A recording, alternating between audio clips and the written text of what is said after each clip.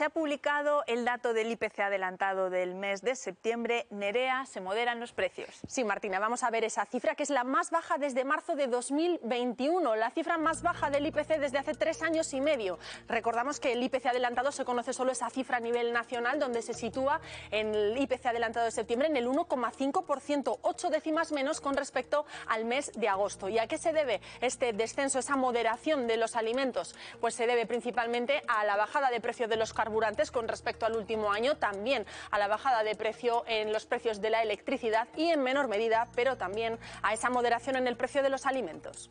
Gracias, Nerea. Pues queremos hablar en directo con Javier Rivas. Él es profesor de Economía. Muy buenos días, Javier.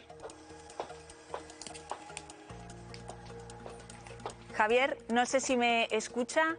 Nosotros no le escuchamos bien. Hemos visto las causas de esa moderación de los precios en los carburantes, alimentos, también la electricidad. ¿Qué supone este dato de la inflación para la economía española? Javier. Bueno, es un dato bueno, no cabe otra interpretación. Lo cierto es que nos situamos ya bastante por debajo de ese nivel del 2%, que es el nivel de referencia del Banco Central Europeo habitualmente para tomar medidas. Por tanto, cuanto más países se sitúen en ese entorno, pues mucho más probable es que sigan recortando las tasas de interés. En ese sentido, son buenas noticias. En el mes de agosto se registró el 2,3. Como decía, el Banco Central Europeo pedía esa moderación del 2, pero ¿los economistas esperabais este 1,5%? De alguna manera, el dato es bastante esperado porque comparamos con un periodo que fue malo del año anterior. Entonces, el año pasado, en esta época, después del verano, subieron mucho tanto los alimentos, hubo una subida muy fuerte del aceite de oliva, si recordáis, y también subieron mucho los carburantes. Entonces, digamos, hay un factor estadístico y es que, claro, comparamos con un periodo muy malo del año pasado. Entonces, de alguna manera, tanto septiembre como octubre ya se esperaba que este dato mejorase. Y además, pues bueno, sí que es cierto que se está viendo un descenso, sí, tal vez no muy prolongado, muy pronunciado, pero sí evidente en el precio de algunos alimentos y sobre todo de los carburantes. De alguna manera sí se esperaba, aunque tal vez el dato de 1,5 es algo mejor de lo que a priori se podía esperar. El mejor dato desde marzo de 2021, ¿va a seguir siendo esta la tendencia?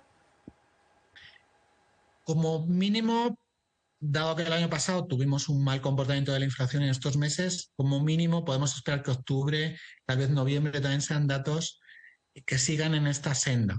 La gran duda es saber si la moderación va a llegar más allá de esa fecha. Lo que parecen indicar los datos a nivel global europeo es que hay una cierta ralentización de las economías más potentes europeas, sobre todo Alemania. Y eso previsiblemente va a hacer que la inflación se mantenga en tasas relativamente bajas, algo por debajo del 2% la inflación general y previsiblemente acercándose al 2% la inflación subyacente. Eso sería lo normal, digamos, hasta la primavera del año 25.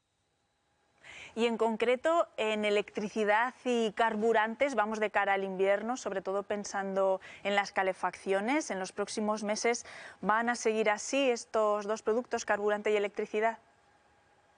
La expectativa es que sí. El año pasado ya se vio que las medidas que había tomado la Unión Europea, sobre todo con respecto al gas, habían evitado una fuerte alza de los precios, cosa que no ocurrió el año anterior. Y parece ser que este año incluso, digamos, a nivel de reservas de gas estamos mejor que en 2023.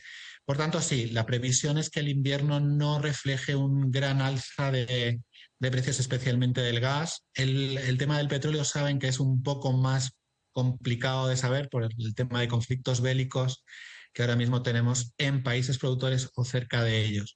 Pero sí que, digamos, lo que más puede afectar a los hogares, que es el consumo de gas natural y tal vez diésel, pero sobre todo gas natural, la expectativa es que no se mueva demasiado al alza. Muy bien, pues Javier Rivas, muchísimas gracias, como siempre. Gracias a vosotros. Bueno, un dato muy bueno, el más bajo desde marzo de 2021. Juan. Sí, es que aquí yo creo que tiene que haber un consenso a la hora de valorar positivamente este dato. Yo recuerdo que hace 2 veranos estábamos hablando del 10% de inflación y en aquel momento el Banco Central Europeo estaba justificando sus políticas tan leoninas en materia de precio del dinero precisamente para contener la inflación, porque planteaba el suelo en el 2%. Pues bien, España ha hecho sus deberes y está por debajo del 2%. Es la economía de la Unión Europea que está creciendo más, 4 veces más que la media. Está creciendo más que Alemania, que es el motor histórico de la Unión Europea y que en estos momentos está gripado. Está creciendo más que Francia, está creciendo más que Italia. Evidentemente la economía española tiene problemas sistémicos como el porcentaje, el índice de paro, que es un problema que ha estado siempre, incluso en los momentos de mayor crecimiento económico, pero siendo conscientes que la economía es clave en el desarrollo de un país, en estos momentos podemos decir que España en términos de economía está funcionando mejor que en los últimos 10, 15 años y esto es algo de lo que tenemos que alegrarnos, ¿no? Creo yo. Sí, y además coincide que casi es la tormenta perfecta. Hay 3 sectores que se apuntaban en el gráfico y que también el economista Javier Rivas los apunta, pero que han coincidido que han mejorado sus ratios, sus números, ¿no? Carburantes, hemos tenido una inestabilidad provocada por la salida de la pandemia y los conflictos bélicos, especialmente la guerra de Ucrania que disparó los precios. Hemos tenido el problema de los alimentos, casi con un dumping que hemos tenido con algunos productores de los mismos alimentos que nosotros en España y provocó un incremento de precios que estaba desbordado. Efectivamente, el aceite era el claro motor y el claro ejemplo. Hubo que llegar a poner tapones de seguridad como alimento de valor en los viales de los hipermercados. Y también la electricidad. La electricidad nosotros generamos mucha energía alternativa ahora mismo. No hay tanto consumo. Ha pasado el verano con los aires acondicionados. No ha empezado todavía el invierno con las calefacciones. Por lo tanto, estamos en un momento de bonanza. Si esas 3 cosas se aunan y luego la economía general efectivamente va bien en España, pues se da la circunstancia de que estos datos son, pues desde luego, los que esperábamos, no sé si o no los economistas, pero los ciudadanos esperábamos que la tendencia se confirmara, ¿no? Vamos a ver la subyacente cuando salga realmente con los elementos que se quitan de allí, si está en torno al 2,4, que parece que puede ir por allí.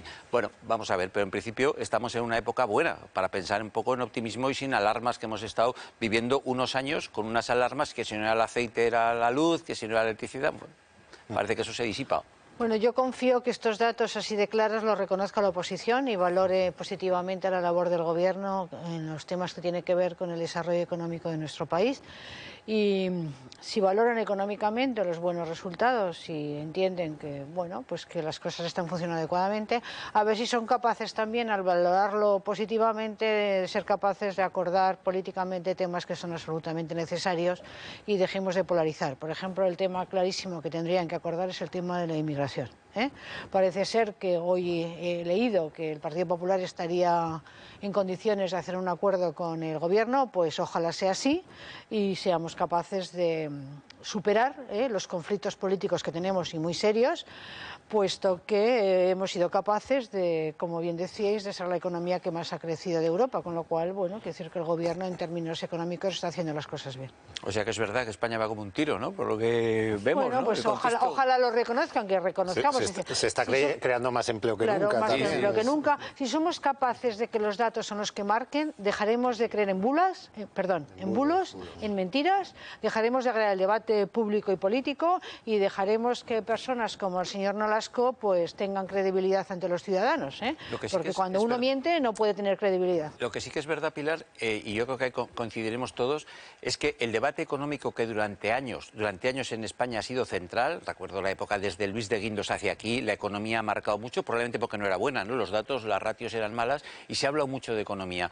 Ahora se está hablando de otras cosas como amnistía, como derribar a un gobierno que está enmarañado en asuntos judiciales de dudosa transparencia o inicio, como lo queramos decir. La economía ha dejado de ser ya un elemento preocupante, probablemente porque va bien. Sí, probablemente porque va bien. Pues reconozcamos que va bien, porque solamente hay que recordar que el señor Zapatero cayó por el tema económico, recordarlo perfectamente. Claro. Entonces, en la medida en que va bien, pues reconozcamos que va bien y seamos capaces, como españoles, con cierta madurez, e intentar que haya un discurso político claro y con datos y no con mentiras, seamos capaces también de consensuar los temas políticos que hay que consensuar, porque este país necesita acuerdo y consenso de los grandes partidos que, bueno, han sido partidos de Estado. Sí, pero que vamos pasando en España, tenemos una tradición, yo creo que está bastante asentada, de que cuando hay un problema que condiciona a la sociedad española, terrorismo. Se habló de terrorismo en su momento, era una lacra. Y se utilizó políticamente terrorismo. Economía, se habló y se utilizó la economía. Como se está utilizando políticamente ahora la inmigración, que es terrible cómo se está utilizando. Cuando todo el mundo sabe que necesitamos inmigrantes para crear empleo. Sí, pero que si el problema no es si los necesitamos o no, ¿cómo los queremos? Ese es el asunto y cómo los pagamos. Pero ¿Y dónde para los distribuimos? Pero para eso lo que tenemos que hacer, Miguel, y estamos de acuerdo, yo creo que los tres, es no echarnos el tema políticamente y no utilizarlo políticamente, sino lo mismo que hay unos datos económicos, vamos a estudiar unos datos de migración, vamos a ver cómo son los datos, vamos a ver la realidad de esos datos y con esos datos somos capaces de consensuar políticamente el tema de la inmigración.